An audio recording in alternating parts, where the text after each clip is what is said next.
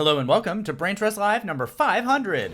This week on the podcast, it's our 500th episode, and our favorite guest, Grant Sloss, is here to celebrate. And Kamala Harris makes her DNC debut in Coconut Brown. Plus, while there was no Beyonce performance, we did get Little John at the roll call. And the Tim Walz candidacy is apparently going to be 90% football references that Lila does not understand. Plus, RFK is dropping out in the exact way the brainworms told him to. And JD Vance's advanced team is clearly out to get him. We'll have all this and more. This is Brain Trust Live.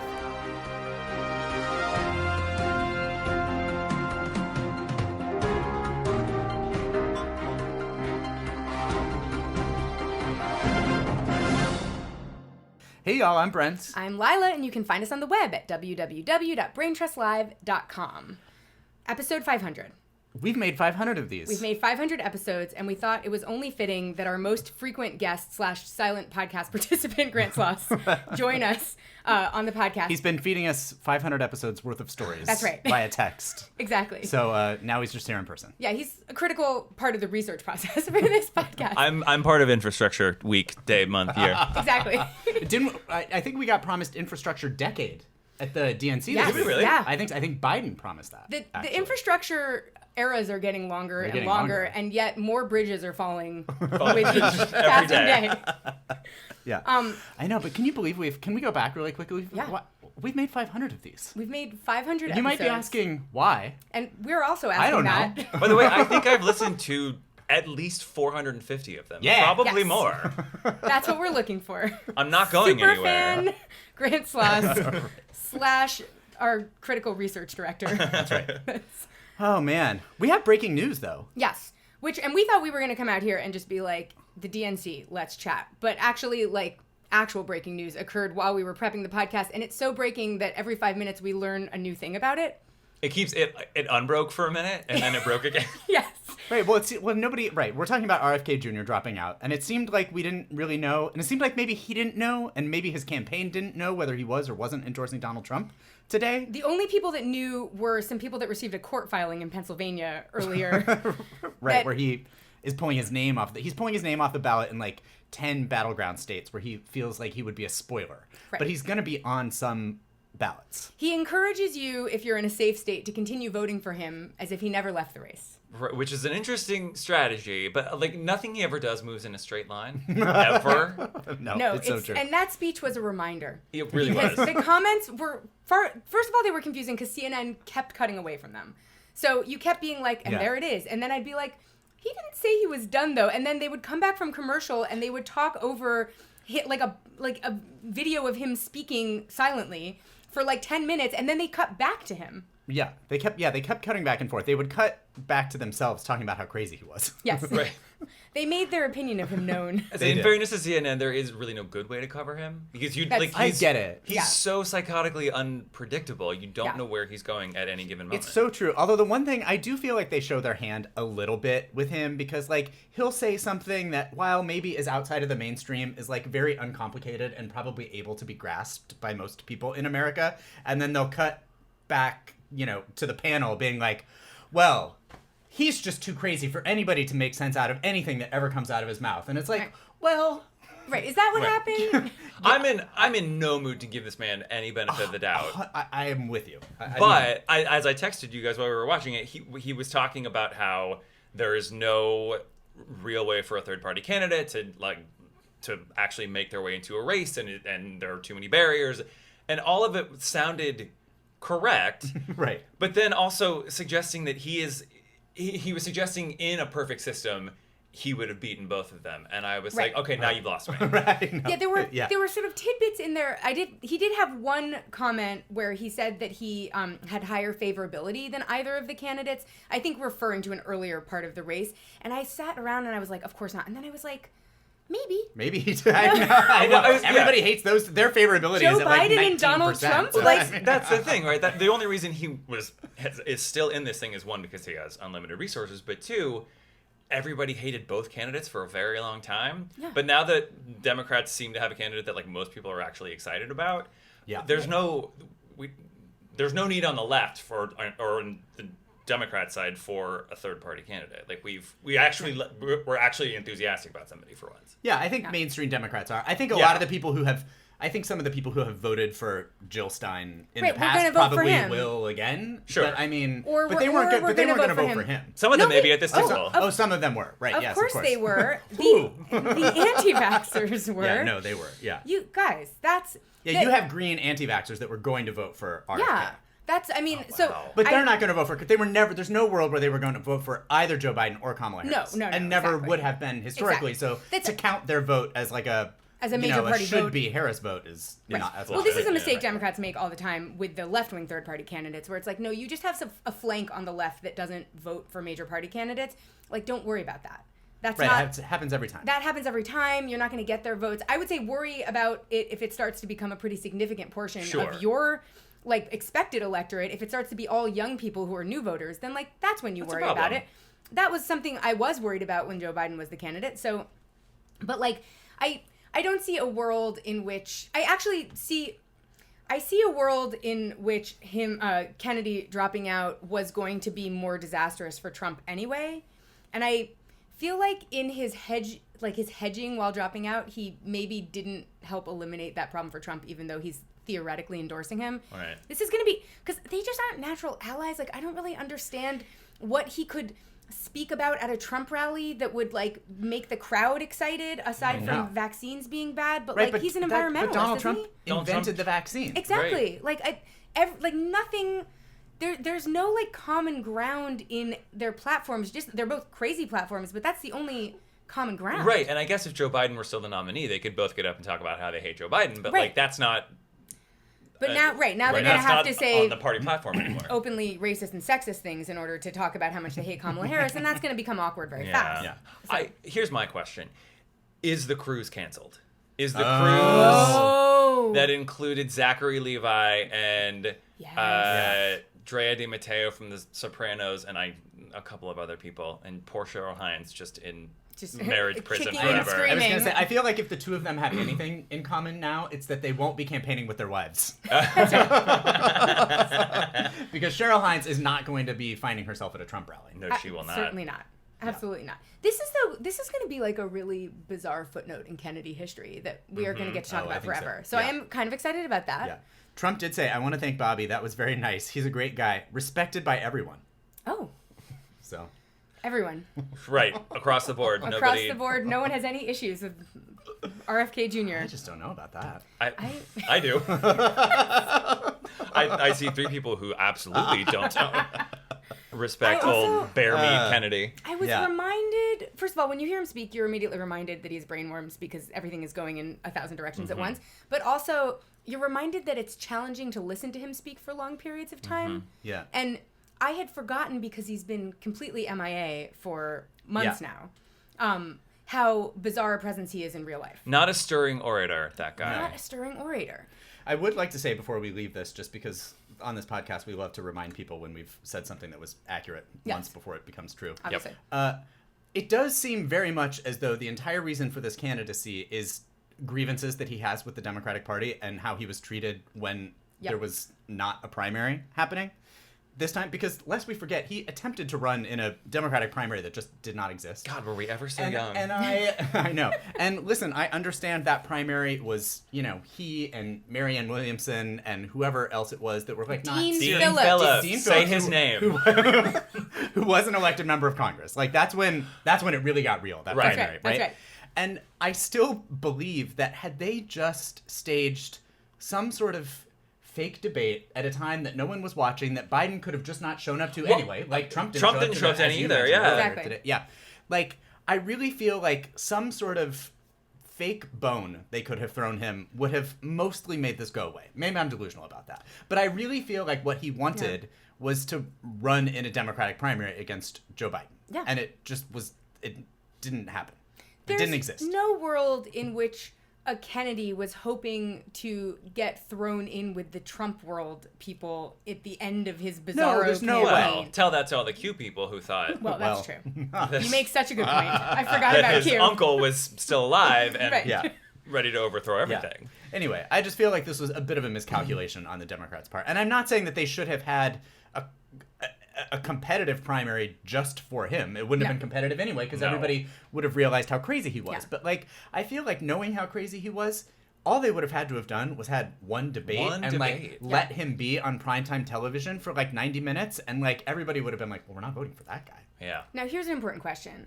Now that we've heard the strategy of only removing yourself from the ballot in swing states, what do the no labels people wish they had done with this opportunity? Oh, well, sadly, We'll never find out. we'll Goodbye never to know. them forever. Right, and Joe Story Lieberman over. died. That's right. So also we'll never know. Yeah. They did not put him in the in memoriam I at the saw DNC. that. It's not a Democrat. I know, but That's- I mean, well, Well, he was at one point. He was the vice presidential vice presidential Right. nominee. Right. for the But I Democratic understand that he Party. left. I still Yeah. think it's like notably savage, and I'm here for it. Yeah.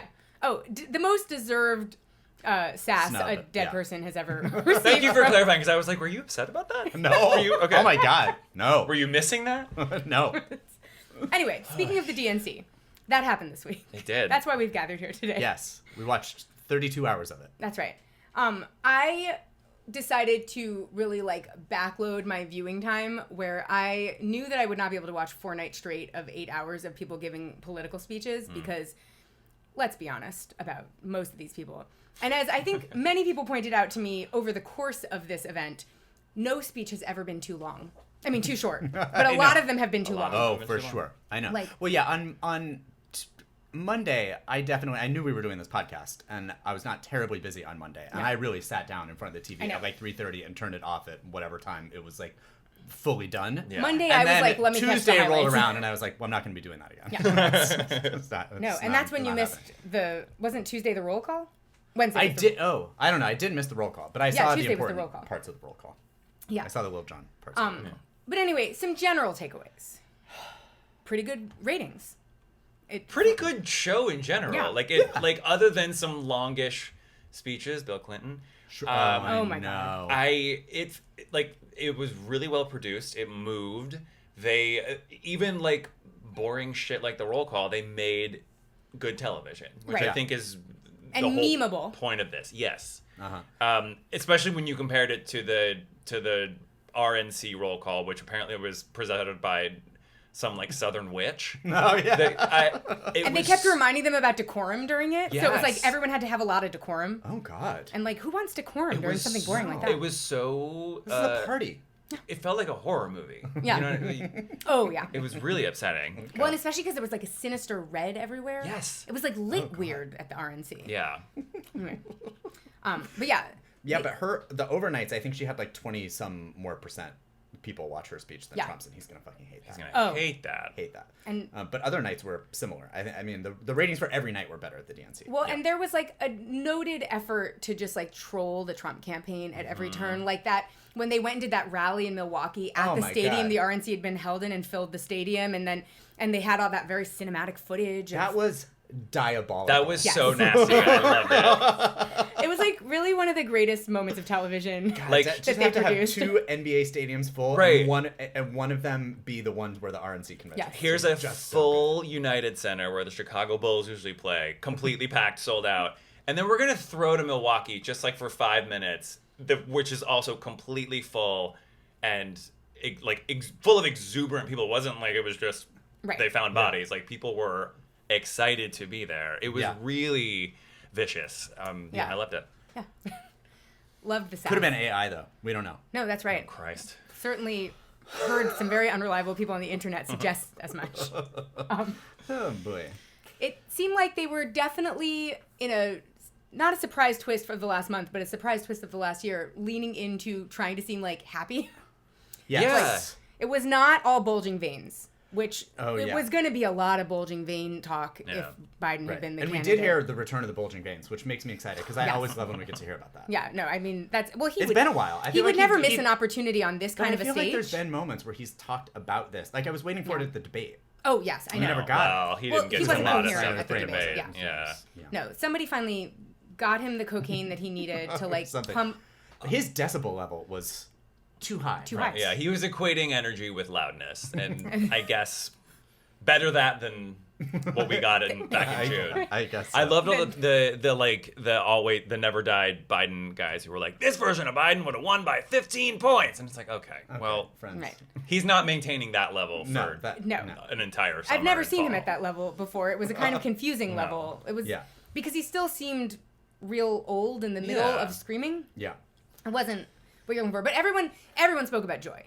It was like Everyone that spoke was like about the Joy. big and it was, I guess, like because of that, everyone in the hall had like permission to seem happy about being there, which seemed nice. Which was nice because I don't think we've had that for a while. No. Like I don't think you can say that about 2020. Well, there was no convention. No. Right. Oh yeah. I don't think you could say that about 2016. I think there was a lot of like Tension and Yeah.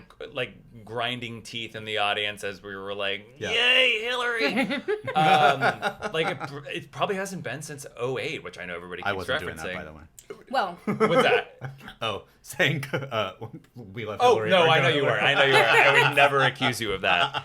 I've listened, like I said, I've listened to 450 episodes of this podcast. I fucking know better. But like, it really, there hasn't been excitement around anybody like this in 16 years. yeah. Yeah. Like, no, because for even sure. 2012 with Obama, everybody was kind of like, Well, that was a little nervy. That Yeah. election too. And Yeah. I don't I mean, think- people loved him. But yeah, people loved him. He had gotten healthcare done. He had like sort of been backed into a corner and endorsed gay marriage. So like we wanted him to win, but it was also against Mitt Romney, and it was like a really uninspiring cycle. Well, and also he was really running on like a kind of cult of personality that they were very careful not to inject into this, where they were like, yes, we're excited about Kamala, we love Kamala, but it did not feel like they were trying to create a sort of like like they did this to Hillary, and I don't think it served her well because she couldn't really carry that mantle. They did it to Obama, and he's very charismatic, but it meant that a lot of what he was doing felt empty. Yeah. Like, I think they were pretty careful not to give that vibe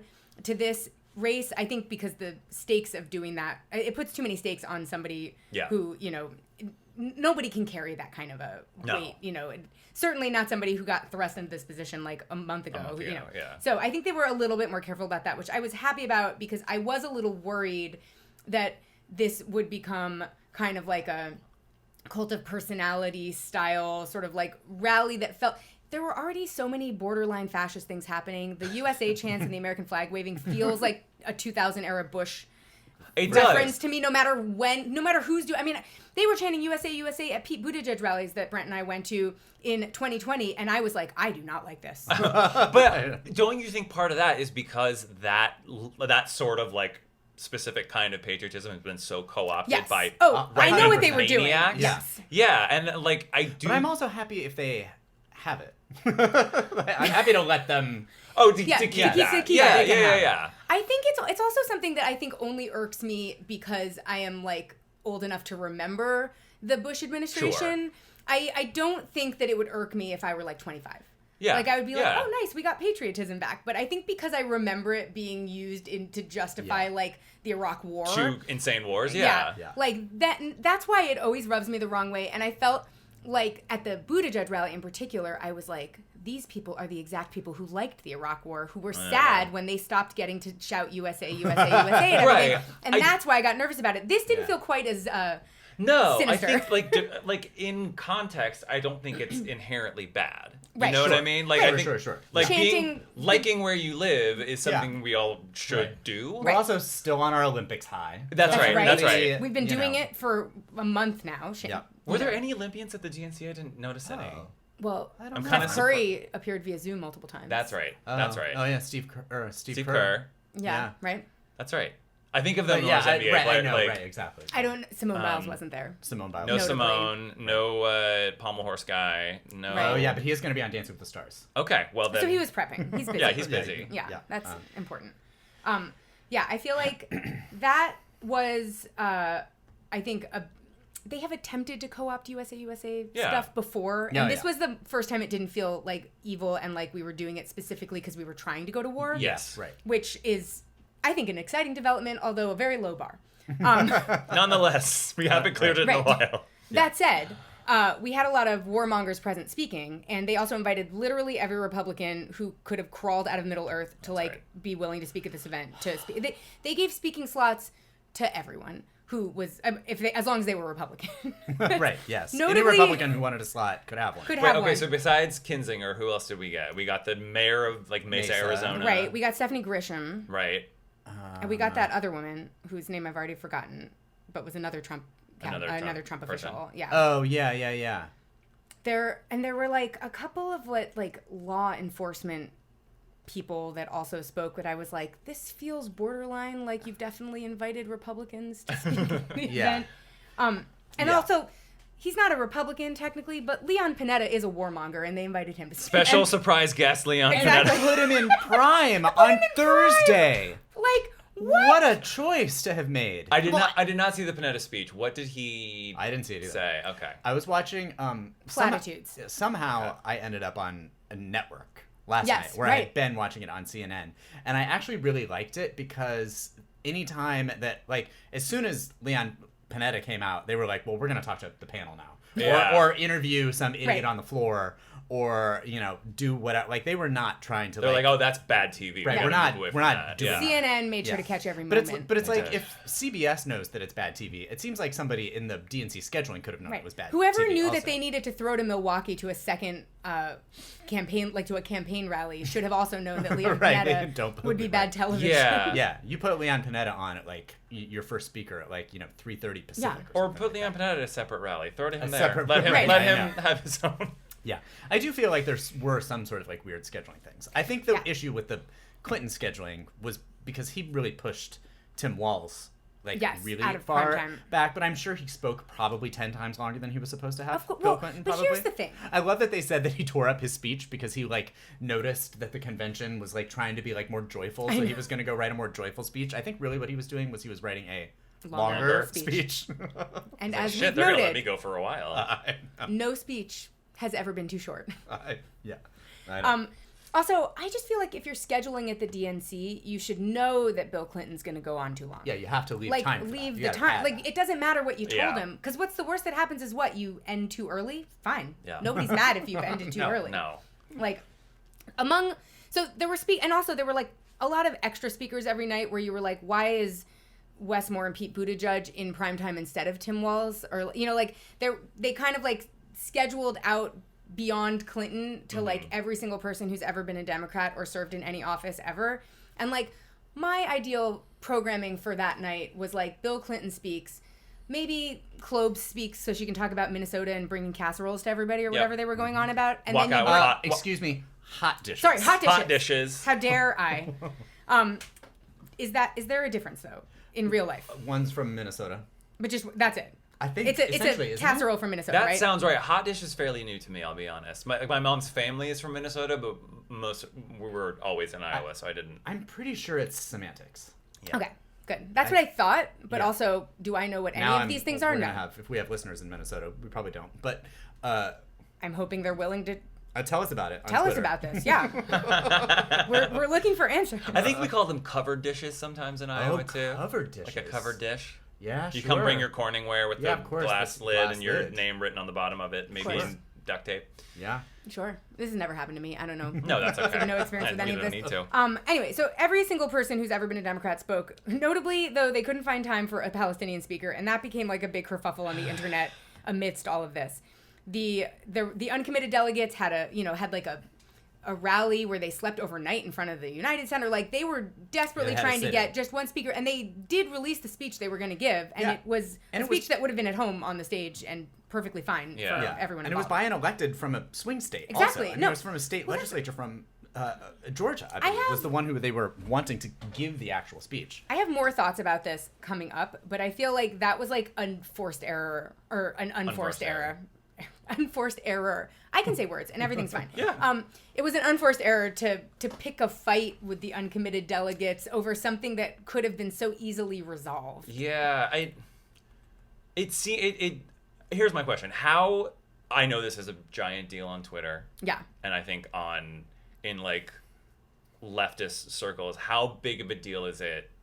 How many uncommitted delegates were there? Here's where I think it's a deal. I think it's not a deal in the sense that national media is going to be like, how dare the Harris campaign? Oh, blah, for blah, blah. sure. Yeah. I think it's a deal because it's going to mean that she's going to face really angry protesters at every campaign stop for the rest of her life. And that some of that's going to start becoming, like being bird dogged is not fun.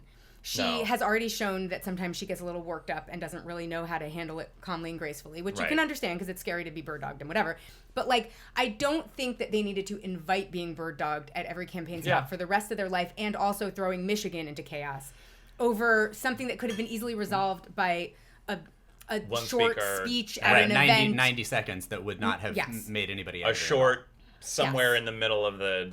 Yes. Right, just like someone popping in and being like, Palestinians are people. Like, because also that issue got massive applause every time it came up. Yeah. Like, people at the event, even the non-uncommitted delegates, were obviously very supportive of what sort of like, of pro-Palestinian talking points, of Palestinian self-determination. Like, a lot of these things came up in other speeches, you know, sort of indirectly, and it was like the whole, you know, auditorium would erupt into applause. So I don't think that it would have caused much drama. I know that there are probably donor issues with this issue that they were actually trying to avoid. I'm sure that's and part that's of it. probably what this was about. But I just, like, why invite negative scrutiny from any of your base groups, including one that is like throwing a swing state into chaos? I know, for no reason. Right, the reason that there were actually uncommitted delegates, and I do think that there were only like 30 or there something weren't like a ton. that. Oh yeah, there weren't a ton. But the reason that they were there was because 150,000 people voted for uncommitted in Michigan.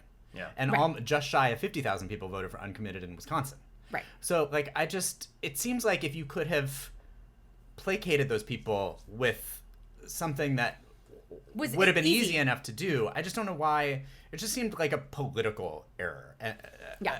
And I don't know why. I have been pretty happy with, I feel like, what seems like her using her own thoughts and feelings on things. You know, I feel like her instincts have been pretty good in the last 5 weeks, and like maybe that just wasn't her decision. I don't know. It seems like I was going to say, who is in charge here? I think that this was a good example of being stuck in a DNC machine, because the DNC organizes the DNC. Right. And the DNC historically is dumb. So I feel like and I have more thoughts about this when we talk about Kamala's speech itself. Yeah. But I feel like the way that she's been signaling on this issue does not really match the way the DNC talks about this issue or the DNC conceives of this issue. They're very much concerned about maintaining donor relationships and this sort of like other line of sort of shadow support that they have to maintain. And so I think that my guess is that if her campaign was running that event, we would have maybe had a different outcome to that conversation. Yes. Maybe not, but that's kind of my guess given how they've been sort of open to the conversation. Well, right.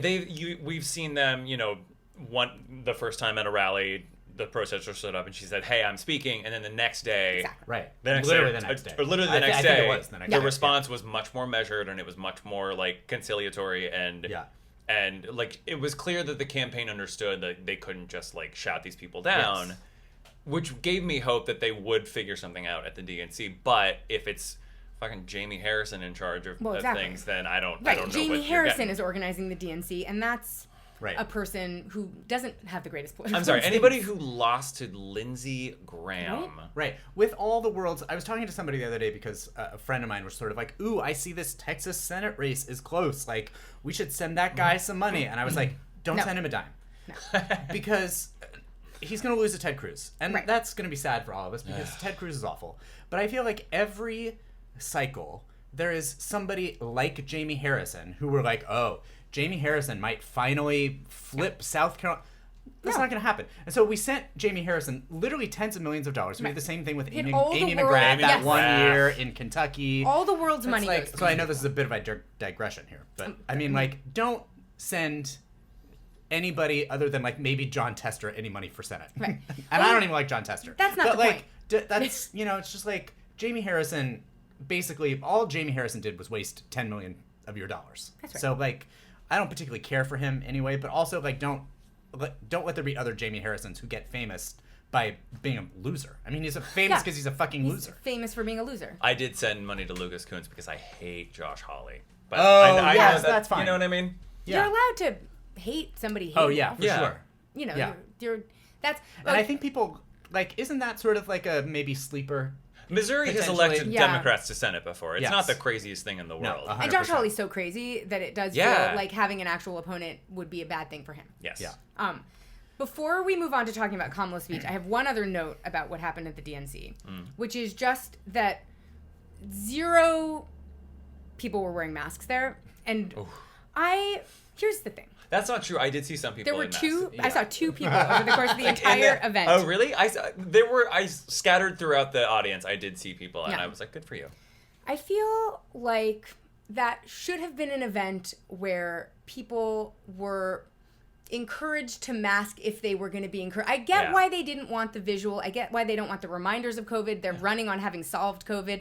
But we're also in the middle of the biggest COVID wave. Like, it's about to become the biggest COVID wave of all time. So I feel like maybe, just maybe, like, having any, like, sort of, like, opening for any person who, like, wouldn't be able to go to an event like that without taking precautions would have been nice. Even a masked section. Just something that, like, would indicate that they are, like, aware. Like that, a smoker's lounge at an airport. Yeah. It's just like and then they could have kept closure. the camera off of them. Exactly. But, like, it did feel a little bit like, it felt like the kind of room you would feel stigma for wearing a mask in. Yeah. And in the, like, I feel like, you know, this is, like, about to become a huge sort of public health expense for whatever the next administration is. It's going to be so massively expensive, and there's suddenly going to be a lot of urgency around healthcare reforms that we're not even talking about right now. And, like, it just feels like, I don't know, them knowing facts about it, like someone mentioning anything about it, like, would have made me feel better. I know that that's not important to them, but, like, it's a bunch of people are going to have gotten COVID at this event. Probably, like a ton of people. Oh, for sure. And that includes a ton of our octogenarian politicians that were in attendance at that event. And I know you want it to look like a party and look like it's fun, but, like, I was kind of shocked. I mean, you know, I think there were people that were interviewed there that were talking about how, like, you know, before Joe Biden, we would have not been able to do something like this because we still had COVID. Right. Like, stuff like that. And I was like, I wish that they had I feel like the CNN commentators were saying things like that too. Like, it was, I wish we had, like, such a some celebration here that we can all realistic be talking together points circulating about this, because Yeah. we are in the middle of, like, a massive wave. And also, I think that it could have been a good opportunity to pressure the current administration to continue some protections that are about to expire. You know, their bridge access program for the vaccines is expiring at the end of August. The new vaccines aren't coming out till September 1st. Like, what, you know? Yeah. What? Anyway, that's my own personal gripe, because I think that's everyone's failing me on that issue. Let's talk about Kamala's speech. Let's do it. Yeah. We're going to start with Grant, because Brent and I have already ranted to each other ad nauseum about this. Yeah. What did you think? Tell us your thoughts, and then we'll tell you why you're wrong. I will say, just kidding. So I will say, I watched this in a room. There were like 5 of us, and the group was like pretty, like, it was like neo-lib, yeah, sure. Yeah. centrist Democrats. Yeah, we've all got them in our lives. They all applauded, and they were like, "That's one of the best speeches I've ever seen." Sure. And I think even you guys texted me at the beginning of this speech. Yes. You were like, "She's crushing this. She's doing This is Yes. great." And I think for the most part, that's true. I think so too. I mean, I have finally Certainly in how it will play. Yes. I have, you know. well, and that's what I have finally sort of, like, this morning. I sort of, like, I feel like her speech sort of, like, made me kind of, like, rethink the whole convention, and then kind of, like, get mad about the amount of Republicans and law enforcement that were there, because I feel like, you know, I said to Lila earlier, I was like, I'm not a person who, like, is much of a Kool-Aid drinker usually. Right. But for, like, 31 and a half hours of that convention, I was drinking it. Yeah. Yeah. Like, and then the thing that ruined it was part of her speech, and that made me sad. Yeah. Because I wanted her speech to be, like, the thing that, like, left me with, like, That you Right, finish the the capstone. done Right, it. yeah. You know what I mean? But I can also acknowledge that, like, those parts of the speech were not for me. Right. You know, Correct. like, because I'm talking about the foreign policy parts of Yeah. that speech. Yeah. The So, most like- lethal fighting force in the world. Right. And some of the stuff she said about what's going on in Gaza, Oh, which yeah. sort of, like, almost I was in my car listening to it on NPR, I almost drove Brent, off the road. Brent texted us and said, "I'm out" during Yeah. that part, and then I was Well, like, she lost I? me. Oh, Yeah. I Yeah. said, well, she lost. Yeah. Well, It's- you know, I would it's argue 12 she it's never 12 had you, but it's 12 hours later, and that's right. I mean, Yeah. who are we kidding? I mean, Yeah. I'm, you know, whatever. Well, I feel like Moving on. Brent and I both went on, like, an emotional journey through that speech that Yeah. was dramatic, and then I also had to wake up this morning and be like, okay, what do I actually think will stick and not stick? What do I think, like, of the things that I went on an emotional journey about, what are the things that I feel like are real problems and fake problems that I made up about, you know, that were things that were unexpected to me versus expected to me? Sure. Because then I woke up this morning and wrote like a full essay in our doc about all of my thoughts on the yeah. Harris speech. You should read. You told me that you did that, and I never looked at them. I did. Well, that's fine. I'm about to tell you all of them. We're gonna hear it. So I feel like she started off strong, and we were talking about how strong she started off, Yes. and I was in it. And I also, she didn't fully sell me out on any domestic policy concerns, which is always my concern with these kinds of speeches. Mm-hmm. I do not want to hear about your like intention to like not act on a bunch of issues that I care about, or to, I think I didn't expect her to, but like I feel like specifically with reproductive rights, you often get to this point in the Democratic primary process or this point in the election in general, and then someone is like, and we're only in support of of banning late-term abortion. Right. So like something like that. Like Hillary Clinton was hedging on that issue and got more hedgy the deeper we got into the race. Then she picked Tim Kaine as a running mate, and then it was like hedge central everywhere. Yeah. Like there are some issues that I expected her to be good on, and I was worried that she would do something to ruin that, and she did not. She that is I think a thing that has happened to me in every single convention speech since my birth. She only showed that she was going to be bad on the things that you expected her to be bad on. Correct. Yeah. Because I knew that she would take a sort of rightward turn on foreign policy. Yeah. And I knew... You sort of have to. And you have to, but also you really have to if you're a woman. Yep. She had to look like she understands military force and whatever. And I have, been... One of the reasons I was advocating for Tim Walz to be her running mate is I was like, they're going to challenge her quote-unquote readiness. They're going to challenge her executive capabilities. Like, all these things that she has proven already are going to get challenged anyway just because she's a woman, and especially because she's a woman of color. And, like, I recognized, as we were going in, I was like, she is going to say foreign policy things that you don't like. And you have to just live with the knowledge that that's not for you. Yeah. It's not what her, it was a very different tone than what her stump speeches have sounded like. So it was not like she's been campaigning on this basis. But still, despite expecting all of that, I ended the speech bummed because I was like, and this is also true of every convention speech I've ever heard from a candidate in my lifetime, which is I always start excited because I'm like, we finally did it. And then at the end of the speech, I'm like, these Republican assholes. Like, it doesn't matter who the candidate is. And so I had to like know that to myself. I think there was one specific blunder around her Gaza conversation or her Gaza talking point that is, like I said, I'm more just annoyed that this is going to become like a boondoggle later on. I think protesters are going to dog her for this forever. And I feel like her campaign has seemed the most receptive to changing course on this of any campaign of the modern era. Yeah. So I am willing to kind of like hear them out on the issue.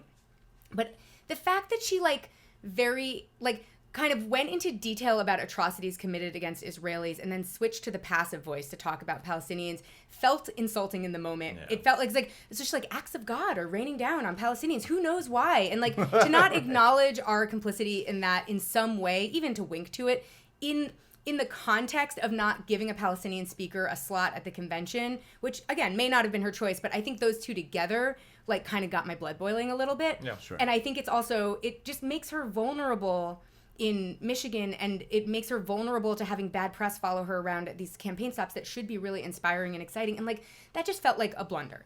So I'm annoyed about that, but I also sort of feel like her campaign has an opportunity to maybe continue to signal that they're open on this issue. Like I don't think this is the end of that conversation. So I'm willing to kind of give them that opportunity because, I feel like she got put in an awkward situation anyway because without a Palestinian speaker speaking, those Gaza comments like left me much angrier than I think they needed to. Yeah.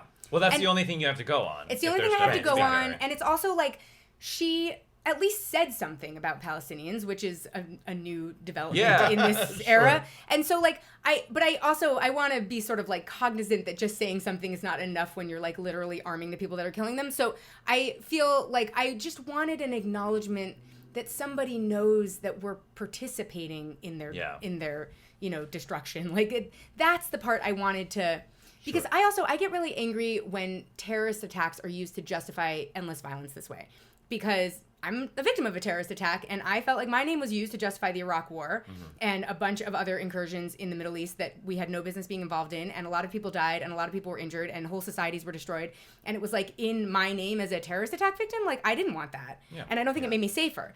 And so I get annoyed, I think, just on a personal level, when that logic is applied to this situation, because I'm like, I don't think that's a fair thing to put on even the victims of terrorist attacks, because It doesn't actually make them safer. This is making everything more dangerous for everyone.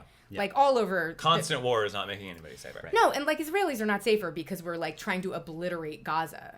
Like that creates a never-ending cycle of terror. So, whatever. But I will say, yes. Again, in the like moderate Democrat room I was in, when they got to the Palestinian line that she had, they were all like, good for her. That's more than anybody else would have ever said. Totally. So like, Right. I agree with you that like, to the people who were listening for that specific reason, probably was offensive. I think to everybody else, it was like, okay, she sounds reasonable. Although I agree that like the active voice, passive voice. that was it was like weird. a grammatical It issue. felt workshopped. Yes, 100%. Because, well, it definitely has been because, I mean, the media has been doing this since October 8th. Yeah. So it definitely was notable because there's been discourse about it. So it's like that was the other thing that was sort of like, well, she should have known that she was going to get flagged for that, but I think she did it on purpose. No, I don't agree. know. I mean, I think that like I didn't know if I would talk about this now or during AOC because when we get to there, but like the thing that I sort of want to say as the sort of downer version of what you have both said, I mean, leave it to me. That's what I'm here for, I guess, right? I'm gonna have an upper version after you. I think that like both she and AOC and other people have sort of like talked about like how tirelessly they are all working for a ceasefire, and I just have something to say about that because they are when they say that, think to yourself, okay, they are either A, just really bad at that work if they are working tirelessly because it's not working and it's been 9 months. Or they're lying to you about how hard they're working about it. And I think I know which one it is. Yeah. I think it's that they're lying to you about how hard they're working at it. Of course. Because I don't think that they are because they're also sending them bombs. Right. So, listen. Am I also, I guess, vaguely glad that she has decided that, like, Palestinians are, like, real humans that live on the earth? Yeah. Right. Yes. Of course. It is a start, I guess. I would imagine that was the only way that Palestine was going to get into that speech. Yeah, Do you know probably. what I mean? No, I think that's what I finally came to after I went through my rage cycle about it. Yeah. I just want everybody to continue to think about what that means when they tell you that that's what they're doing. Right. Well, of course. That's all I want. But also, like, think about what it means when that she felt the need to insert a long commentary on, like, border security and having a lethal military and all of these things into the speech in the first place. It means that we're a bunch of warmongers as a national identity, and we see ourselves that way. So, like, I also feel like, to some extent, that was part of a longer... that's part of a bigger issue I have with the way that, like, American political sort of society functions and sees their role to be, because we seem to think I think they were sort of like trying to position her as like, okay, I've like prosecuted cases domestically, I can also like kind of like be the sort of, I can prosecute the international case as well, essentially. But that's like, I think that we see ourselves as like, you know, being in charge of how other nations Team America World Police. And so, and like, and you know, I think her role as sort of like being the police was sort of being used as a kind of like reference point there. And so that was part of why that rubbed me the wrong way, is I already worry that she's the police. So like, I think it was just sort of like, you know, it was, I wasn't the audience for it. I'm never going to be the audience for conversations of war because I'm like a pacifist in the real way, where I actually just think that like no war should happen. And so I get that was not meant for me. I also get... go ahead. I was just going to say, also you hate political speeches. And I hate political speeches, so that's another thing about You really me. put yourself through it this week. And all for this. But I do feel like, you know, I have a slightly different bar for historic female politicians because I know... I've been a woman in a workplace. I know that the scrutiny about this kind of thing will eat her alive if she doesn't just sort of like get ahead of it. And so she did, and like, you know, whatever, what are you going to do? Yeah. And I did like that they did not lean on the like historic nature of her nomination. I am too. I was glad about that because I think that opens you up to shots. And they sort of let other people do it, which was fine. Exactly. You know, but like But she really painted her story to be like, I am the story of every American. Everyone. Yes. Which And is what I very think smart. was a much smarter approach.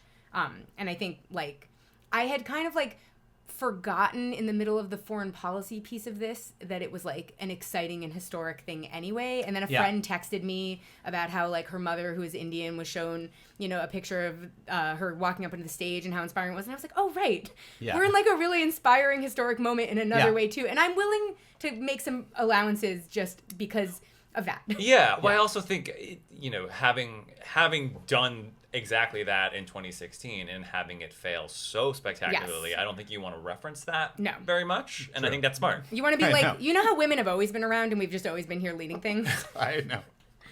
Oh my We're God. doing it again. Right. Speaking of 2016, when they played Fight Song God. after Hillary Oh my Clinton, God. Damn it. what did you text us? You were like, they should have just opened a 2,000-year-old sarcophagus on stage. That cursed fucking song. Don't do that. Yeah, don't remind us. Don't do it to time. don't do it to us. Don't do it to Rachel Platten, I think her name is. Don't Yeah. don't do it to Hillary. Why? I mean, she did it to herself. She but did it like, to herself. I know she did it to herself. But like, let's not. Jesus. Why would you want to call back to that campaign? I know. Well, let's talk about night one. Because yeah, let's do it. Hillary Clinton was one of the Wait, was she featured night one? speakers Oh yeah. night Wait. one. Oh yeah, she was. Yeah. It was Yeah, the Hillary and Biden night. That's right. Oh right. And it was also the night that Kathy Hochul spoke, which Oh my is when God. I got distracted. What an absolute zero she is. She's like the Democratic J.D. Vance. Yes. She is. I mean, but less funny somehow. Oh, way less. Just way I mean, less. he's funny because he's ridiculous. Yeah. But she's, oh man, what a lack of personality. How is she even in politics at all? how'd she get elected? Let alone a governor. Guys, Can I ask let a New me Yorker? Remind you what happened. We had a situation with Cuomo. Yeah. He resigned. She was the lieutenant governor. Oh, right. You can be the lieutenant governor if you're boring. That's right. You should and be. You should be. She stepped into the role and then ran one of the most incompetent re-election campaigns that anyone has ever run, but at least it was New York State, so she didn't lose. But we Right. did lose a number of House seats, as you might recall, in remember that that. election. Yeah. She's one of the world's worst and laziest campaigners. And in addition to that, has recently decided to piss off the entirety of New York City because she's who killed the congestion pricing. Right, proposal. yeah. So she's a person who cares deeply about suburban voters in New Jersey, but not so deeply about the city that makes up literally 50% of the electorate in the state that she represents. And then that's, I think, in part why, and she's from upstate New York, so she's also got that going on. Yeah. I think that's in part why she felt like she needed to be like so front and center during the DNC, is that she has like recently stepped in it deeply back home. And so she was like, remember me? I'm a Democrat. I'm fun. Look at me. I'm at the DNC. Like, I felt like she was trying real hard to get in front of cameras this week. Yeah. But then surrounding herself with people who actually have charisma and can hold a mistake. room is a mistake.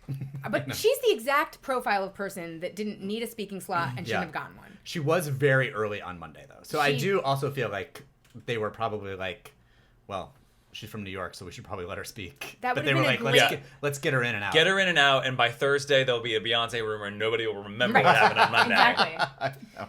Well, and it was, didn't Jamie Harrison also speak the first night? Probably. Yeah, I think he did. And I'm mad at him. Well, the first note that I put is, what if Jamie Harrison wasn't the party chair? Yeah. So I think he must have spoken that night because... Because why else would you? I gotta say, like, leave it to the DNC to, again, pick the guy who lost by 9 points to Lindsey Graham. To be like, you should lead the party. Right. I know. Why? Why? What do you Why? know about anywhere? I know. Because you're from South Carolina. Come I did notice that on. during Right. the roll call, the South Carolina delegation said that they were the state that picks presidents, and I was like, very unfortunately true. Not a fair thing. Don't brag about that. Don't let people know. Right. Kamala came out, oh my God, wearing her coconut brown suit. Yes. Yeah. They love the internet. These trolls, like, yeah, whatever 23-year-old consultant they hired. It's like leading this campaign Yes. right now. I know. Yes. No, It's it's so good. great news. It's Yeah. somebody needed to be on the internet. Sean Fain also spoke, Right. who I love. Yes. Led everybody in a Trump's a scab chant, Right. which Love was amazing. that. After he quoted the great American poet Nelly and said, it's getting hot in here, and then took off his blazer to reveal his t-shirt that said Trump's a scab. He really Like in a very Hulk Hogan-esque. Yeah. He's such a ham. I love that for I him. know, I love that too. It was So the night of good. the AOC speech. Yes. That was a weird. I watched it and I was like, okay. And I feel like people were like losing it on the internet about that speech. But it was like not the demographic of people that follow AOC for like with like an interest in her politics. Like it was like Losing it in a good way in for a good her? way. Like she was getting the Pete Buttigieg treatment, where it was like boomers were like, wow, Oh, sure. AOC, and I was like, I don't think that played especially well with her base. It didn't play badly. It was just sort of like very medium. No, but it seemed like it was playing to not her base, and that Yes, was yeah. they were like, exactly. that's a star. Even though I Brian, I think you alluded to this in the thread, but like it felt forced. It like the cadence and Yeah, the, it was felt awkward. It felt I was surprised when I left to Twitter that everybody seemed to be really loving that, except my, far left circles who were always mad about everything. But it felt odd to me. I don't know. It seemed like she was doing something. It didn't feel authentic to her because I don't think of her. That's what it was. She was I think, speaking in the Obama / Josh Shapiro. Right, she was doing like an orator voice. Cadence, and I don't think that fits her. I agree. And when I usually think her normal speaking style is actually very persuasive and very engaging. But it's more colloquial. It's more like human. But this was like Southern Preacher AOC, and I don't know if that fits. It was a little bizarre as a performance. It was a nice dichotomy to see her on the same night as Kathy Hochul, though, because I do feel like that is potentially a next step that people throw out for her. Yeah. Yes, agreed. Hillary got a lock 'em up chant going. Oh yes. Real pleased with herself. That had to feel good. I gotta say. I really. She needed it. She did. I'm not mad at that. I didn't actually hate her speech either. Yeah, it was medium fine. Yeah. She looked great. Yeah, but it is funny though because Kamala has been sort of casually shutting down the lock him up chants on the in her on the trail yes, exactly. Hillary had no desire to do such a thing. No. She's been waiting. She has no reason to shut that down. That's what I was gonna say. No, I really was not. It was one of the first times where I was like, you know what? You deserve to stand up there and let that wash over you. Yeah. She really did look like she's had a facelift. And I say that as a compliment. Yeah, I thought she looked great. Yeah, she looked good. She really looked great, but she looked better than she did 8 years ago. And also, she got the old bob back. Everybody Bill Clinton is sort of slowly morphing into an elderly woman, so the contrast, I think, has been really interesting. I was over here for that speech, and that's exactly what you said right when he walked out. You were like, oh man, he is looking like an elderly lady more and more all the time. It was real Paul McCartney territory. And that's when he came out and looked, it was in his elderly woman era, and then the earliest part of his speech was just about how he's younger than Donald Trump and Joe Biden. Oh, still, I know. I was like, I don't know. How are we in this situation? I know. It's so crazy. And despite the fact that Trump looked like a replicant in one of his rallies this week, he still seems more energetic and vibrant than because Clinton for the first time for me really looked old. Yeah, yes. I feel like this. I hope for a myriad of reasons. One of them being the speech that he did give at this convention. That this will be the last convention that we see at Bill Clinton's speech. Yeah, I just and I don't say old nobody should get old, but you don't need to be on a stage for 25 minutes when you're 87 and or I don't really know, and I know that people do have fond memories of his time in office, and I get that and all those things, but I really just don't know how additive he is to. I don't either. This is not about him being additive, though. There is a wing of the party that is celebrating themselves that's still in charge. That. It's not really nobody that's fair. In the outside world is like, God, I hope the Clintons show up at this event. The inside DC folks who are all also in their 70s and 80s are like, we got to have the Clintons there. We're do an event without the Clintons? we've got a living ex-president. We have to get him out there. One thing about, I had forgotten this, I'm looking at my notes just to go back to AOC really quick. It does seem like maybe there's some squad drama. Ilhan Omar was not hearing her working tirelessly. No, Ilhan Omar, the next day was literally working tirelessly is not a thing. And I was like, whoa, guys. Drama. But I think AOC, to her credit, I think heard it also. Yes. Because she FaceTimed into the sit-in the other night, and I think also tweeted...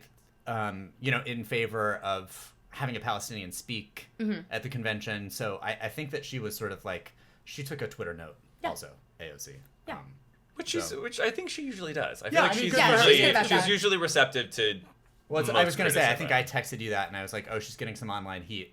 And you were like, well, good, that's what heat is for. Yeah. And I was like, that's true. You want your politicians to respond to the heat. Yeah, I feel like sometimes people forget that some of this is process. It's a politician says a dumb thing and you can then be like, hey, you said a dumb thing. And the problem is if the politician then is like, no, I'm right. Right. Or no, I didn't make a mistake. That's why I'm willing to give the Harris campaign a chance on Palestine, even though I know that they did this dumb thing at the convention, is because I feel like they've been able to take notes Yes. And I feel like that's really what you're looking for in a politician. Yeah. Someone who can take a note. Yeah. Right. They're not going to get the perfect answer every single time on the first try. And you also don't have to nuke them every time they don't. Right. But get you're the allowed first to be answer. like, hey, you did that wrong. Yes. You know, like it is your job as a constituent to be like, you're wrong. Yes. And you're wrong, and also leave room for them to like Right, get it to right. be like, not to okay, just let be me try like, to be well, right. I'll never vote for you again. Right. Off I Yeah. go to People are on journeys. Gary Johnson or whatever. Remember him? Off I go to Gary Johnson. And then, okay, anyway, we talked about Biden a little bit, his speech already. But he's an old man, so that's I don't what have I much, took away. I don't have much else to say. No, Grant, night anything? night one was like his sort of like farewell lap. He deserves that, I guess. Sure. And like let him have one more night where everybody's chanting "We love Joe." Right, yes. Right.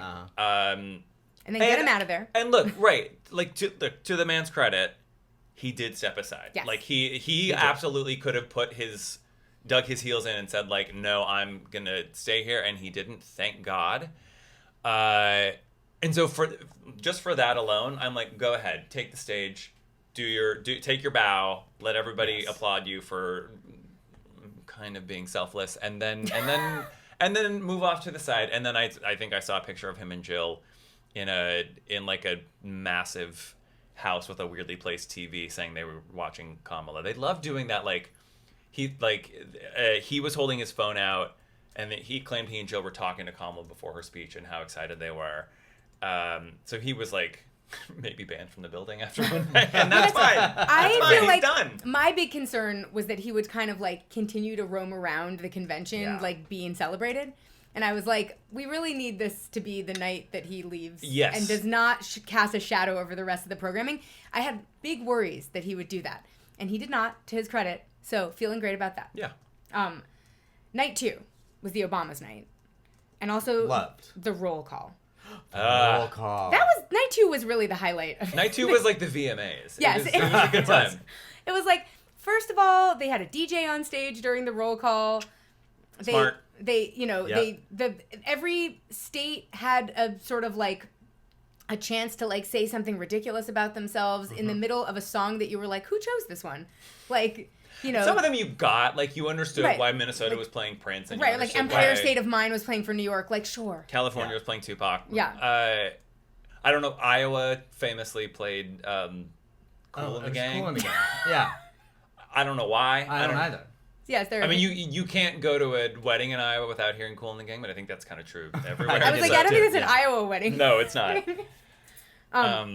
Yeah, and then of course the Georgia roll call went viral Oh my gosh. because someone's been waiting for a Windows to the Walls joke Oh, sure. since the beginning. And of to time. get Lil Jon to actually be the one to do make it yes, was like a real chef's kiss. Yes. So good. I think it was so smart. Like they Yeah. took something that again is so boring. That thing that should be abolished anyway. Yeah. The whole roll Oh my call gosh, thing. I know. But if you have to do it, and it seems we have to do it, that's exactly the way to do it. Well, I will Yes. say that is the only event at the convention aside from Kamala Harris's actual speech that random people texted me about.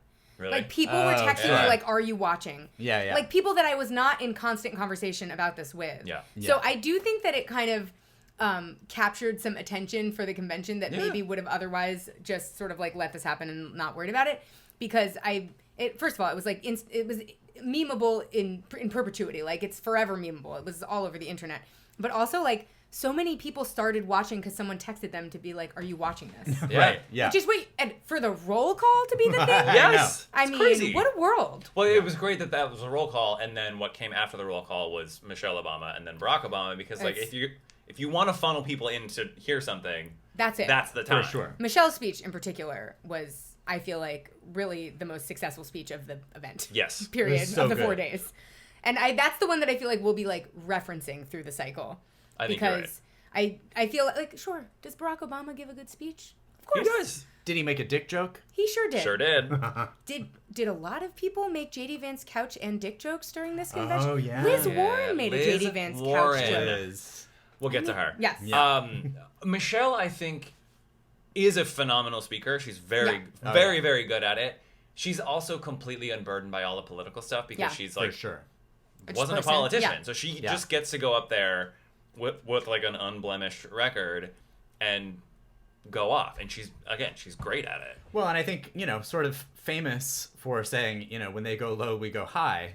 And I think that, like, she was, she got to that podium and was like, hold my earrings. Right. I'm yes, about exactly. to cut right. this bitch up. Yeah, I think she was like, just kidding. Right. I know I said it, but I didn't mean it. It was appropriate in the time and place, but we're doing something different now. Right. Again, tonight, friends. Back to, like, being able to take a note.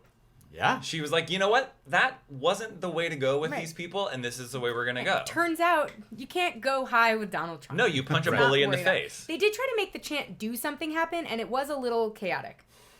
It turns out you should really... Here's some advice to just anyone who might be leading a chant at a stadium, which I'm sure all of us will end up in that position at some point. I feel like you have to decide on the cadence beforehand, and really, like, if the crowd starts to go off cadence, you have to just forcefully, like, repeat the right cadence. Yeah. So that you have to be in charge. Someone has to be in charge. You need a cheerleader. Part of what happened was the crowd kind of went on their own journey with the Do Something chant. Yeah. And that ended in tears. Yeah. This was also the night of Doug's speech. Yeah, Adorable. As our friend Sasha was here watching that, and she was like, you know what? Kamala Harris just loves a goofball.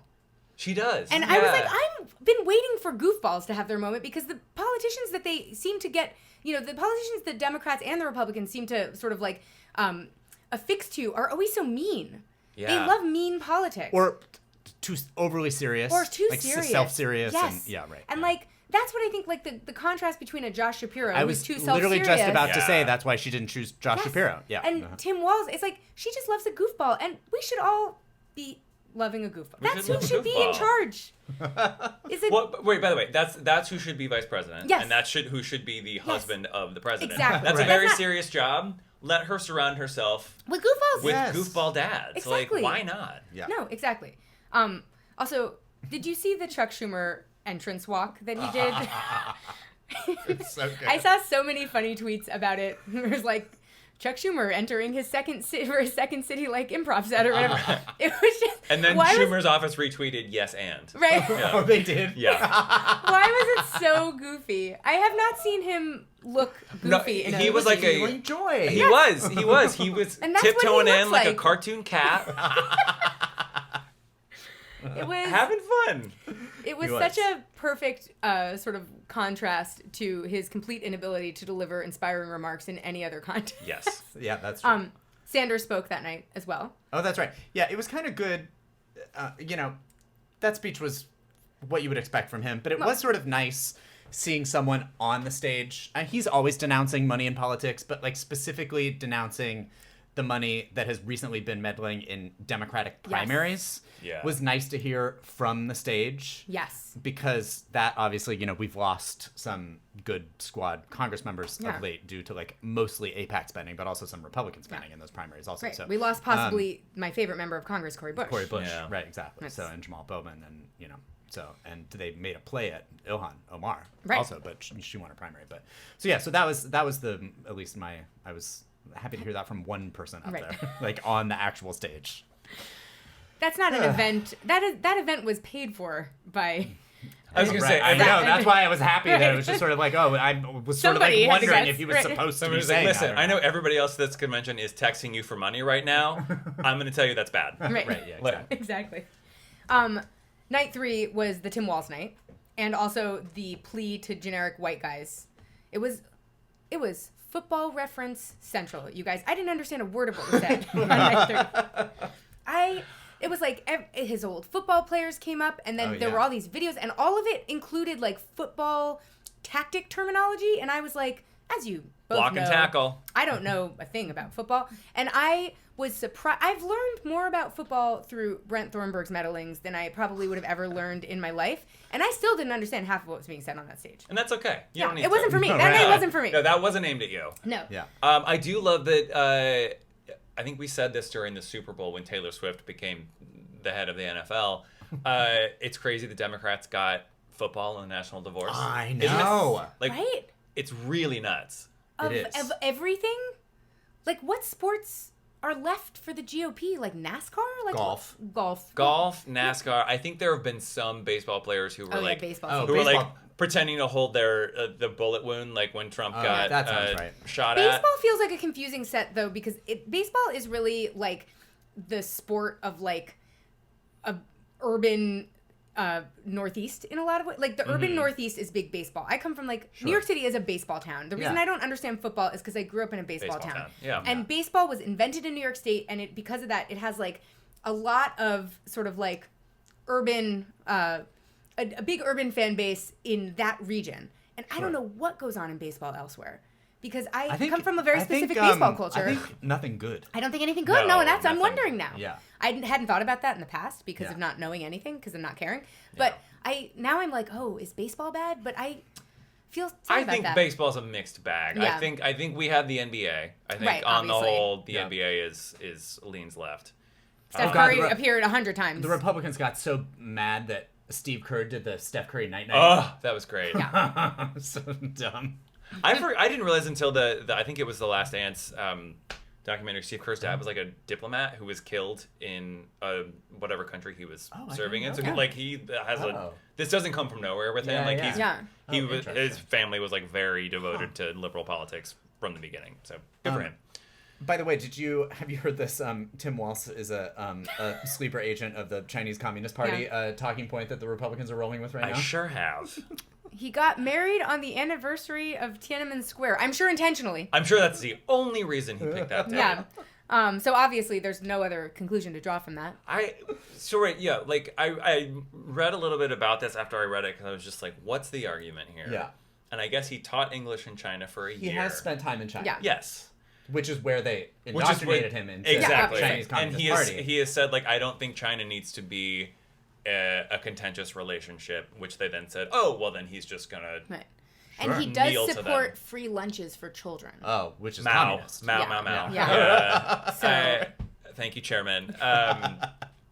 It's a real flimsy nothing of an argument. Like, good luck selling that. I do to feel anybody. like it's a good example of how they're really finding something that sticks to him, or having a hard time finding something. They that are, yeah. Like, he seems like he was, like, I had a moment where I was like, this man feels like he was invented in a lab for this moment. He does. Like, what has happened wrong? Like, what did he do wrong? I know. He's just like a normal small town, maybe bigger small town dad, teacher, football. Like, he's everything. Right, it's like everything suddenly he was like, oh, these people came forward and were like, he coached my track team because he took a second job to pay for the lunch debt of another student. Yeah. Like, stuff that's coming out that you're like, what real person has all of these things?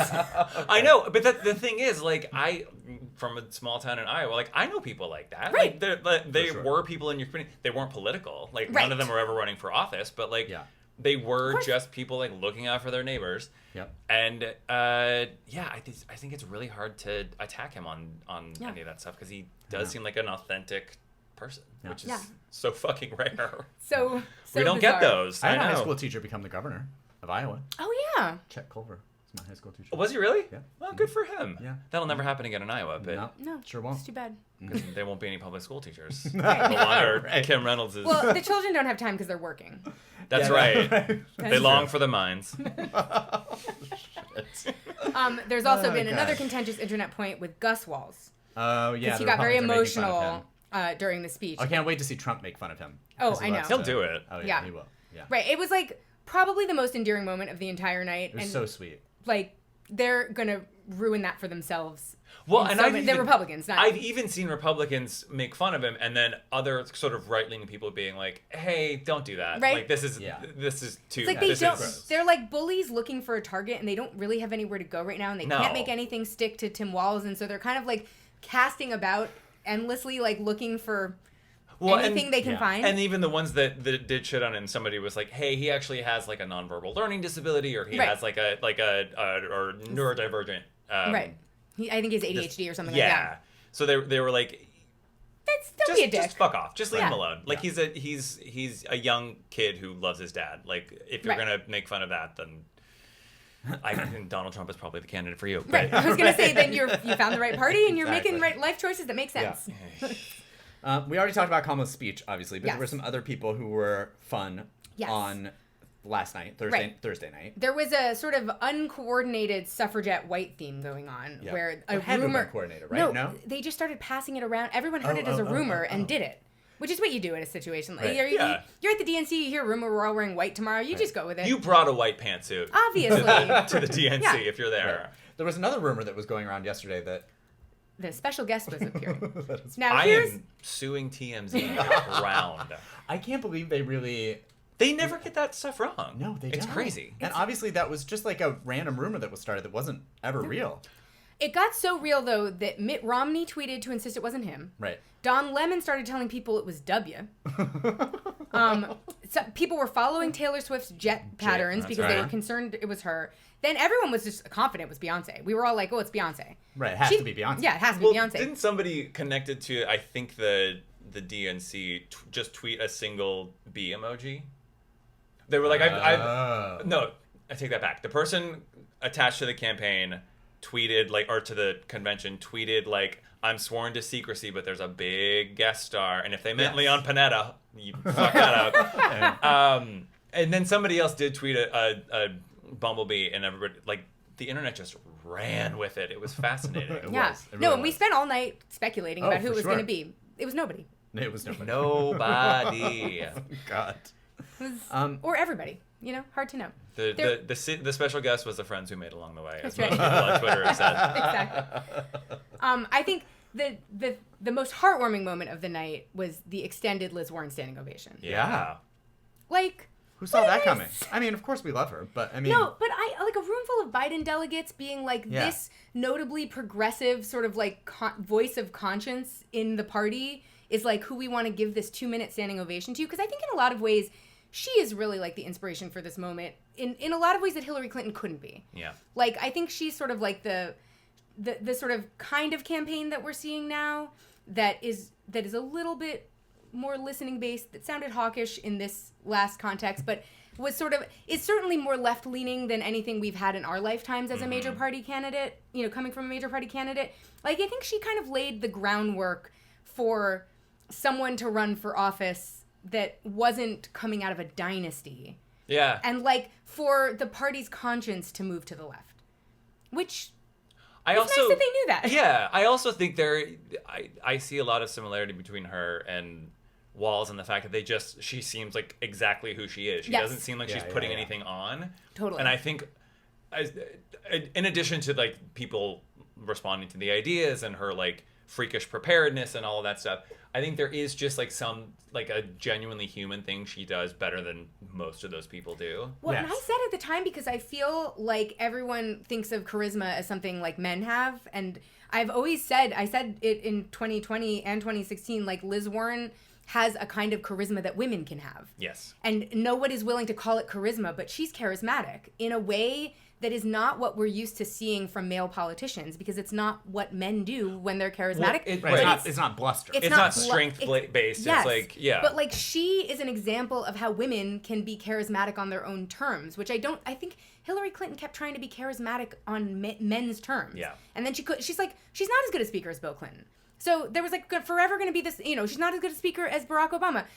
Her trying to access that kind of charisma was never going to work. But I feel like Liz Warren has shown us that there's like this other thing that you can do that is still charisma and still inspiring.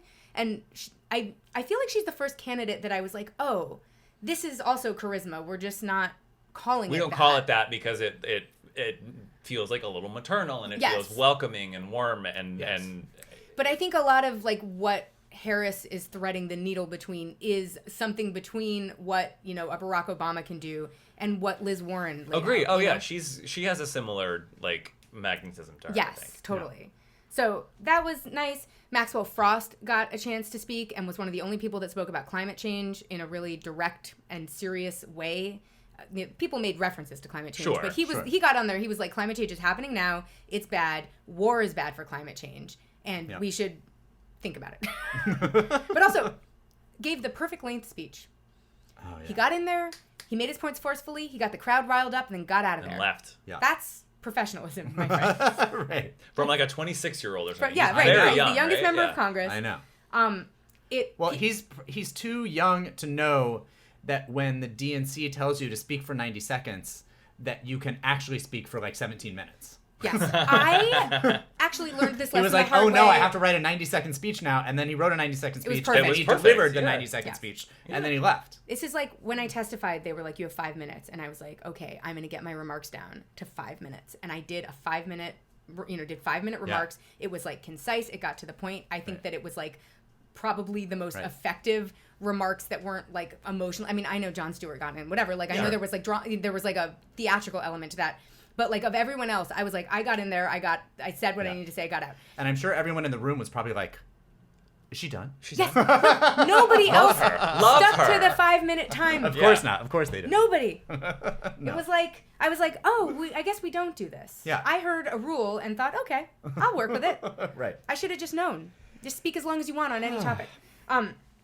People were wearing dumb hats on the last night. Wow. People are always wearing dumb hats at these things. Yeah. And just dumb costumes in general. Yeah, dumb costumes abounding. I noticed there was like a marked uptick in dumb hats on the fourth night. I don't know what that was interesting. about. Maybe it was just the angles that the People news wore was- their most celebratory costume on Yes. Thursday night, I think is probably what happened. Yeah, Yes. it's a little pageanty on night It was 4. Yeah. a lot of rhinestone cowboy hats making appearances. It was a night for ugly headwear, and people really came to play together.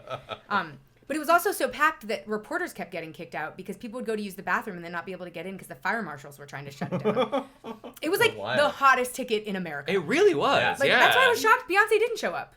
To Yeah, go right? I to the know. hottest ticket in America. Honestly, that rumor was big enough that it could have just gotten her Materialized. Gotten Yes. her there, Yeah. yeah. I'm right. all right. Like, what person in America wouldn't have accepted an invite to show up at that event? Right, to perform at that. And then yeah. also, though, people kept saying, because Oprah spoke on the Tim Walz night, and people kept being like, a surprise guest happened last night, too. And did we actually not know Oprah was coming? I, in my mind, 100% fully expected Oprah to be there, and the question was like, which night would she be there? But I thought, I had convinced myself she was a confirmed guest because I was so certain. Why would Oprah miss a Chicago convention? Okay, did she go to the 16 convention with Hillary or no? Oh, I don't know. I know she was like, Obama was the first time endorsed she Obama. really Yes. like That was a big got deal. in. Yeah. for sure. I don't know if she did, but this was in Chicago, her True. city. Like, I know it's not her city in the sense she doesn't live in Chicago, but No, it was like she's- her. She is the. She is Chicago. she is She's the like a mascot of personified Chicago. version of Chicago. Like, the idea that she wasn't gonna show up to see the first black woman nominated Yeah. by a major, I was like, obviously Oprah's gonna be there, to such an extent that she was on my personal agenda for the night, whether or not she was on anyone else's. And I was shocked when I discovered that people thought she was a surprise. Yeah, I wouldn't have thought of her as a surprise either when I She, heard. she endorsed Clinton in 2016, but was not like campaigning for her. Yeah, that sounds right. That sounds right. I think. I mean, and I totally get it. I think if there is a candidate she falls in love with, I think if there is a black candidate that would benefit from her, she will get out there. But I think. Yeah, what's I she think gonna do for Hillary Clinton? she really has to be invested, and I would imagine that she was not in Hillary Clinton. A lot of people weren't, it turned out. That was the that's problem with that's that the thing. campaign. Like that enthusiasm gap. But I can't imagine a Vast. world in which someone would be surprised to see Oprah No, at the I know. Chicago Democratic I Convention for know. Kamala Harris. Right. Likely place for her to be. Yeah. Like, I can't think of a place I would be more likely to find her. Anyway, so that was a surprise. Are we done with the convention? Yeah, any final Do thoughts? we move on? I Final think thoughts? good job. Okay. I think it was gonna fun. say. It was a really good week. Yeah. Yeah. Yeah, I think it was too. Meghan I was McCain. a downer for a minute, but Yeah. I mean, like on the whole, I'll take it. Yeah.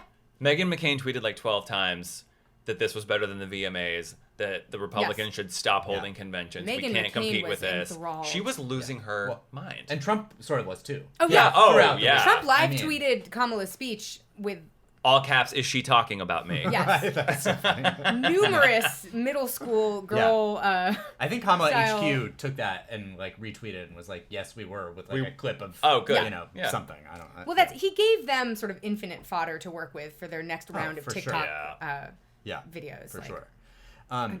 Which is what JD Vance is doing right now, also. Yes. Giving infinite. Oh, honor. man. I would never Man. have guessed that anyone would have the kind of struggle ordering a donut that we saw him have earlier this week. I have to say, his advance team is doing dirty work to him because we have seen multiple issues. Like there was the sign issue, right, where he was standing in front of like Kamala Chaos, but it just looked like he was like at a Kamala Harris rally. Well, right. All of the people in the background were standing in front of Chaos, so it was a Kamala banner behind him for some reason. And then this was like, he shows up to this donut shop. The woman says she doesn't want to be filmed. He says, "Hi, I'm JD Vance. I'm running for vice president," and she says, "Okay." Okay. And then he struggles to order donuts. Yeah. Right, they're like, "What do you want?" And he's like, "Oh, maybe some of that sprinkle, whatever you think is best." Yeah, whatever you think is best. The man doesn't know what kind of donut he likes. No. He had the worst haircut anyone's ever seen. Oh my god. They really got a good shot of it too. I gotta say, is the advanced team incompetent or are they sabotaging? I don't know. It's so hard to know, but it's some of the worst advanced work that has been done on this level of stage. Yes. Really in our it's lifetime. really crazy. It's Veep level bad. Well, and the reason I know that you go in knowing what flavor you're going to get is because of Veep. That's the first season of Veep. They go to that ice cream shop. Yeah. Like, learn from the debacles of Selena Meyer, at the very least. Everyone in America should know that if you're going to go into a local ice cream shop on a photo op, you figure out what flavor is your flavor ahead of time. Show me the menu. Yeah. You've got to take to the whiteboard. They focus grouped the menu choice, the flavor choice for that entire. That's what that whole episode was about. Anyway, so that was a shocking turn of events, just on the level of having been a person who'd watched Veep before. Right. Also, people on the campaign are carrying around JD Vance jizz cups. They sure are. And that's not a sentence I wanted totally to say. normal thing to do. Yeah. Why is that again? Why are they doing that? I think that they are doing it to mock infertile Democratic women who are desperately tied to their IVF treatments. Jesus Christ. Yeah. I mean, it's a thing that the more you dig into it, you're like, oh no, that really is disturbed and weird. And weird. It's weird. Now that we have the word for it, because that most embodies the term weird of anything they've done so far this cycle. That's the weirdest. It's crazy. Like, it's mean also, but it's so odd. And also, I'm not sure what point it's trying to make, since women's infertility and JD Vance's jizz are not necessarily like mutually exclusive topics. So, like, it's about IVF, but, like, also IVF treatments are things women do for their fertility. JD Vance's semen doesn't. No, I don't. I really don't. Not to dissect the logic of an absolutely insane theater moment, but, like. I think it deserves a moment to, like, investigate why somebody would label their little Tupperware with JD Vance's sperm and then wave it around at a rally in pride. Like, I need a breakdown from somebody. I need answers. Talk to me about it. It's so weird. Can I ask one thing? Yes. Was there anything in the cups? Oh, like, God, did they put like a substance? I couldn't tell. It was all photographs. I hope there's nothing in the cups. I hope so too. I but hadn't I thought don't there put might it be, past them. but now I'm like, oh no, man. what if there was something in the cups? If it's not cyanide, I don't want to know what it is. Like, God. Trump is also speaking behind bulletproof glass now, not really because he's in danger of being shot, but just to remind us that he was. I think that's why. I It's think just so, too. it's a constant, like, remember when I was almost assassinated. Yeah, That's well, he's really going to what I have was to doing. find ways to keep that in the news, because it exited. nobody is Nobody talking about cares. it. No. Yeah. So he's going to every rally looking like a Funko Pop on a shelf. Like, Totally. Oh my God. in a little case. And looking absolutely insane. Maybe it was just too hot in Arizona, Oh. but the makeup has not been set. It looked like he had just opened the Ark of the Covenant. Like, he was going down. Somebody's Oh, man. been playing games with his setting spray. Yeah, this is not. Yeah. He was not all one of the colors that humans are. And I know that he's often not the color of a human, but it's like the same color. It's It's usually the usually same, one right? color. It's usually a uniform color, and this is Oh man. This was a number of colors. more of a none pattern. Of which, yes. Yeah. Exactly. Gosh.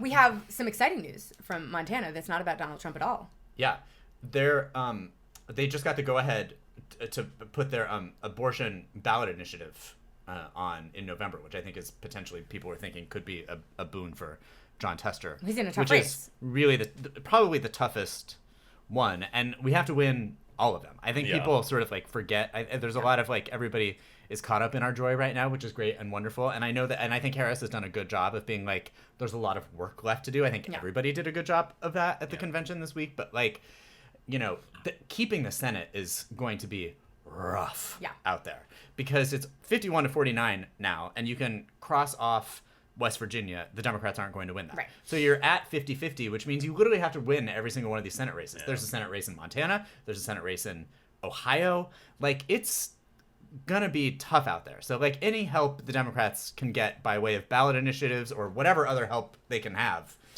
juice is turnout. nice Act to- of God. And also, it's just nice that they get to vote on this, right? Yes. I mean, Yeah. like, Right. in a lot of conservative states, you know, Kentucky and Kansas and various places, we have seen people vote for abortion rights, you know, even though you might think and Ohio last year.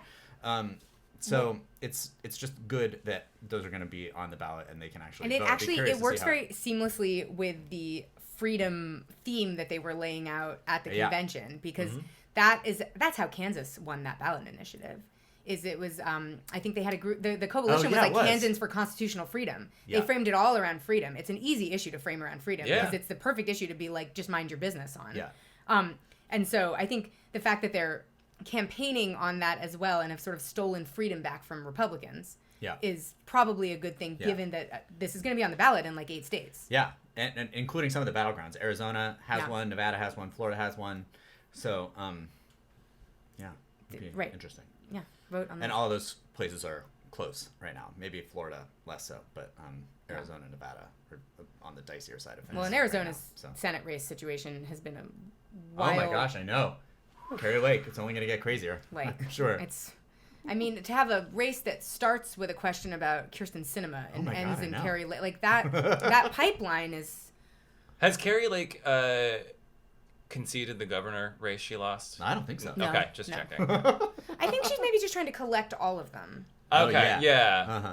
Oh, yeah, because she's going to lose this and not concede also. Yeah. Oh, correct. Yeah. For sure. That's Concession infinity stones for Carrie Lake. She's just one by one. That's right.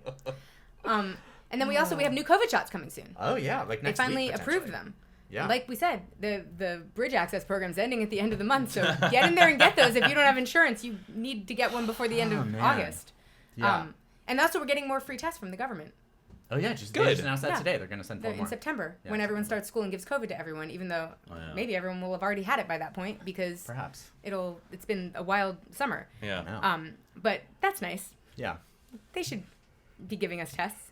And that's the news. Did we do it? I think we did it. We recorded our 500th episode. 500th episode, guys. Congratulations. Can't believe it. Thanks, Grant. Yeah, thanks for coming on. Where can the people find you? I prefer not to be perceived. I'm on Instagram and Twitter, but like I'm just lurking there and finding things to send to you guys in the group chat. Yeah. But I did write on a show called Emily in Paris, which just dropped on Netflix. Part 1, season 4. Part 2 drops in September. So go watch that. Watch it. That's fine. If you haven't already, I feel like that's the kind of show that you just sit and watch when it comes out.